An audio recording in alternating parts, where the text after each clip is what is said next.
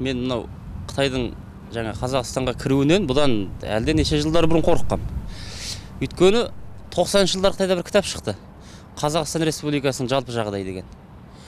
Ол ондағы мәліметтерді мына біздегі арнайы қызмет орындары білмейтін шығар деймін. Өйткені қай жерде қанша мұнай, қай жерде қанша уран қоры, қанша волфрам, қаншама жаңағы түрлі органикалық, жаңа химиялық, биологиялық, түрлі жер асты, жер үсті байлықтарының орналасқан аймағы, картасы, қай облыста қанша, оның жаңа өндірілгені қанша, енді қорда тұрғаны қанша, жөнінде берілген мәлімет деген сұмдық адам қорқады. Оның сол 95 жылдар болу керек, қазақша аударылып шықты. Қазақша аударылған ондағы мәліметтердің 3/1 ғана. Ал Қытай тілінде кітабын көрген жоқпын мен. Ол жаңа Қытайларға таратылды. Сосын екінші қорқатыным 2013 жылы Қытайдың бір сайтынан оқып жағам тастадым. Ішкеріде бүкіл Қытайдың экономистері, саясаткерлері, жаңа дипломаттар, үлкен ғалымдар жиналған үлкен конференция өткізді. Конференцияның тақырыбы мынау сыймай жатқан 2 миллиард Қытайдың қаптаған қалың жұмысшылары бар ғой.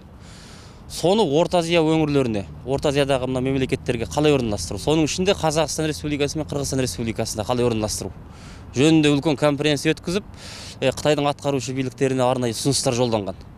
Бұл Қытайға жалға жер беру деген сөз Қытайдың саяси жақтан, және материалдық жақтан, және рухани жақтан бізді отарлауға деген Қытайдың үлкен жоспарына біз жер берсек, соған жол ашып бердік деген сөз.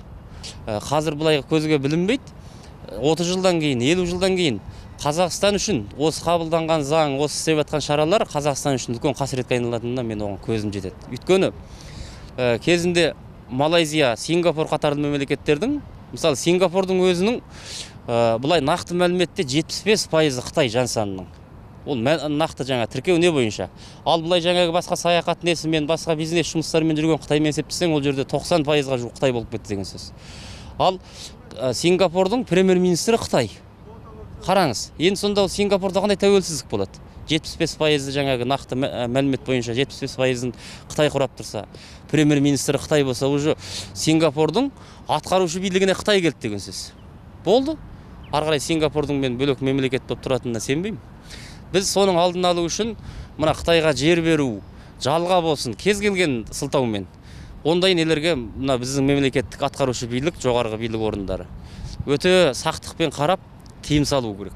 Бұған қарсы болу керек. Қарсы болмайтын болса, біз кейінгі ұрпақтарымызды, кейінгі ұлдарымызды, қыздарымызды Қытайға құл болмаса күнгі басына жығып береміз деген сөз. Оған мен 100% сенімдімін. Өйткені өзім Қытай Халық Республикасында туылғам.